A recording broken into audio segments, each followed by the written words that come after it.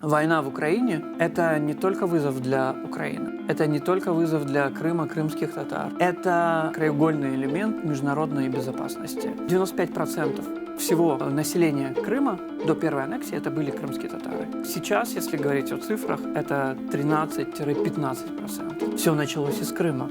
Все Крымом точно должно закончиться. Я не вижу конец войны без деоккупации полуострова. В нашей студии Алим Алиев. Приветствую, Алим. Это уже сразу видно по описанию, по заголовку, по всему. Кто гость, в Ютубе интрига невелика в этом смысле. Приветствую. Салям алейкум, приветствую. Алейкум салям. Заместитель сейчас генерального директора Украинского института. Ты и журналист, и правозащитник, и исследователь, и менеджер образовательно-культурных проектов. Но также нужно сказать, что Алим соучредитель таких общественных организаций, как Крымсоц, как Крымский дом. И в прошлом ты был программным директором Крымского дома. И журналистом крымской газеты «Авдет». Ой, да, это было в позапрошлой жизни это уже, очень знаешь, давно, да, очень давно. Но мне кажется, что важно это сказать, потому что в наших эфирах, в том числе на нашем сайте, ты появляешься, знаешь, ну, там, в новых каких-то амплуа, да, но бэкграунд такой, что и правозащита, да, твоя тема, и журналистика, ну и также ты являешься членом исполнительного совета украинского ПЕН-клуба.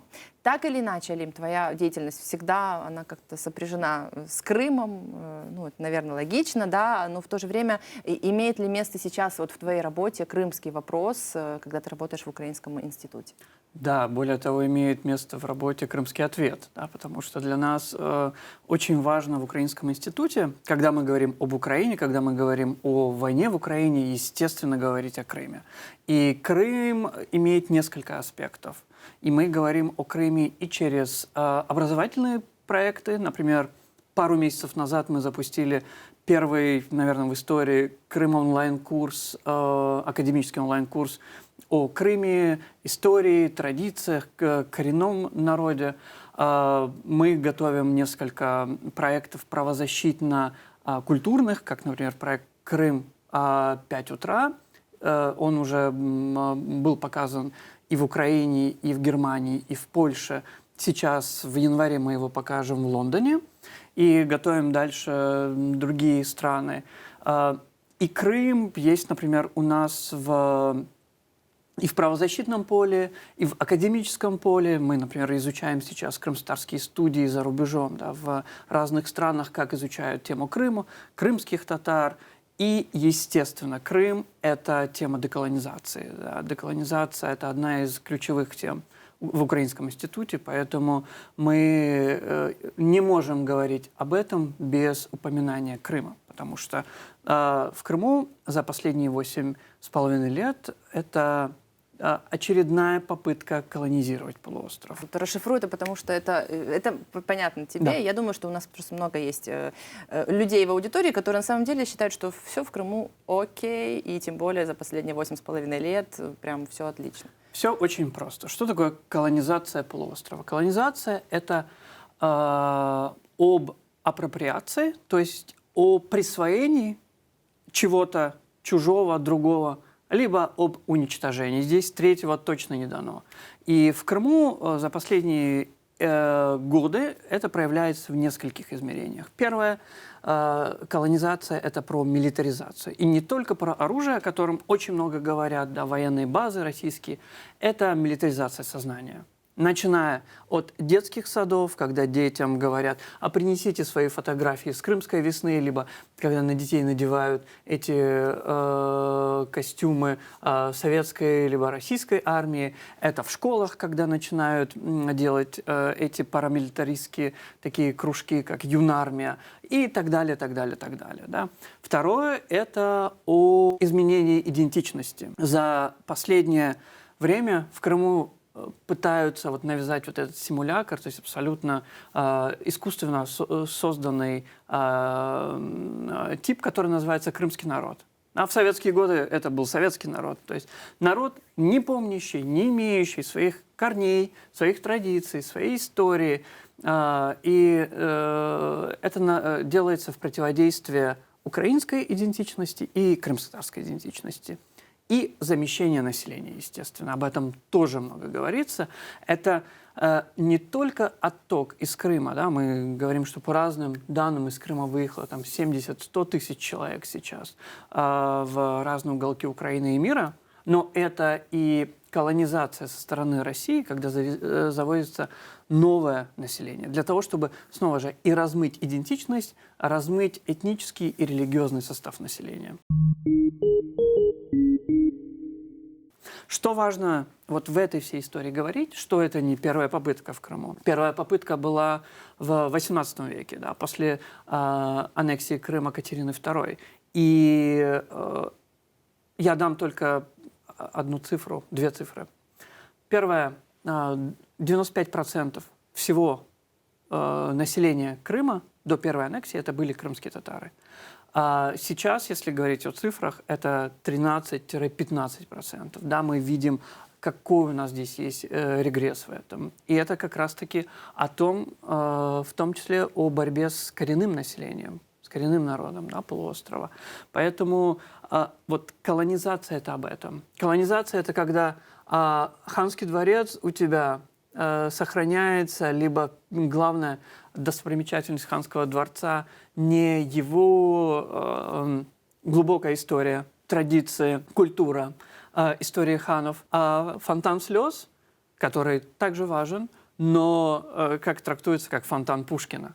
Да, это попытка вернуть и вписать Крым и Крымский полуостров в российский дискурс. Да? Я не говорю уже о тропах Чехова, гротах Шаляпина, там, екатерининских деревнях, еще так далее, так далее, так далее. Вот это все о колонизации. Это очень практичные вещи, вот на примерах, потому что когда ты слышишь от людей истории, от моих коллег в том числе, которые там рассказывают, что там, его там, отец или дедушка в Крыму, то-то, ты понимаешь, что у человека корни, он там родился, он знает историю своего рода там, до такого-то колена, и там дом, и прочее. И история, когда я была после уже значит, аннексии Крыма на полуострове, и... по-моему, ну, в общем, общалась с людьми, по-моему, это было в Коктебеле, я спросила, а вы местные? Да, мы местные. Мы с 14-го года тут, да? Они позже, то есть если это был год, я уже не помню, 18-й пусть, то есть они даже не с 14-го, они вот только вот в этом году, когда мы с ними общались, приехали, но они купили там недвижимость, и они уже, значит, местные, ходят, рассказывают. Это, конечно, абсолютно, как раз-таки поселенческая колонизация называется, но и есть колонизация, которая в названиях проявляется, да, после того, как крымских татар депортировали, в Крыму все названия превратились там в абрикосовки, я не знаю, в грушевки, в яблочные и так далее, так далее. Это когда стирают и топонимику в том числе. Когда у тебя Мишка — это Аюдах, то есть Медведь-гора, да, то есть ты понимаешь, что автентичное название — это Аюдах. Да? Когда у тебя Симферополь не Ахмедчит, да, а Ахмедчит — это снова же автентичное название и так далее, и так далее. Такой вопрос, как сооснователю Крымсос в том числе. Ну вот насколько эффективна работа правозащитников в крымском вопросе? Вот почему, да, потому что многие об этом говорят, что обмены или освобождение людей, но их не будет, пока такая ситуация, пока сам Путин не захочет и не скажет, что вот этого, например, освободить, да. Мы знаем, что и в крымских СИЗО, и в российских колониях находятся десятки крымских татар, и украинцев в том числе. И Нариман Джелял, один из лидеров крымских татар, ну, можно так назвать, активист, и наш коллега фрилансер Владислав Есипенко. И, по сути, вот тем более после полномасштабного вторжения России в Украину, эти все вопросы, они как бы на паузе, вообще непонятно, как двигаться дальше и что на все это может повлиять. Какая роль сейчас вот правозащитников в этом во всем? Правозащитники, которые работают как в Украине, так и, например, адвокаты. И правозащитники, которые в Крыму находятся, это не только лишь фиксация того, что происходит. Иначе вот над чем, например, работают сейчас и украинские международные правозащитники в Украине очень активно, это над фиксацией военных преступлений. Да, потому что это точно прям важная вещь для будущих трибуналов и судов. То же самое по Крыму мы говорим. Это не только фиксация, но и это также адвокация. Адвокация, как в середине Украины, когда принимаются законы о политзаключенных, когда принимаются законы относительно внутренне перемещенных лиц. Так и эта адвокация в мире. Я приведу вот свои примеры, когда мы с коллегами-правозащитниками там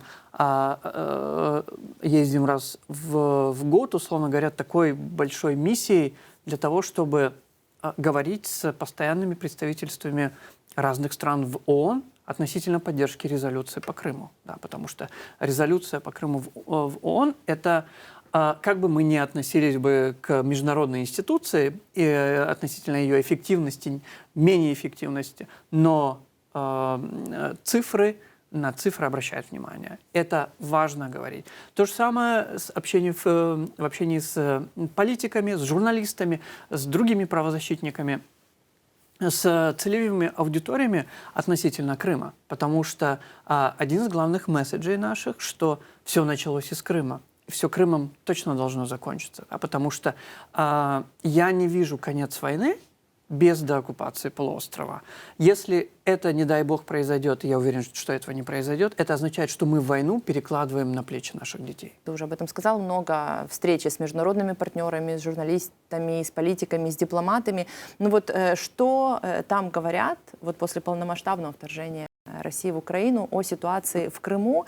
И нет ли какого-то страха того, что Крым может вернуться, что будет дальше? Международная политическая повестка по Крыму меняется очень активно. Действительно, потому что нам, я помню, когда даже в кулуарах говорили, ну, ребята, это очень долгая история, это будет не завтра, это на десятилетия, на столетия и так далее. Да? Мы говорили, мы не готовы так долго ждать, и мы должны сделать все, чтобы деоккупация произошла как можно быстрее. И у меня есть прекрасный пример парламентского саммита Крымской платформы, где в кулуарах также мы говорили с разными политиками, спикерами парламентов о том, что с Крымом происходит, но и публично. Вот, например, представить то, что много стран сейчас будут Россию признавать как террористическое государство, и об этом говорить публично. Год назад нам даже это не мерещилось.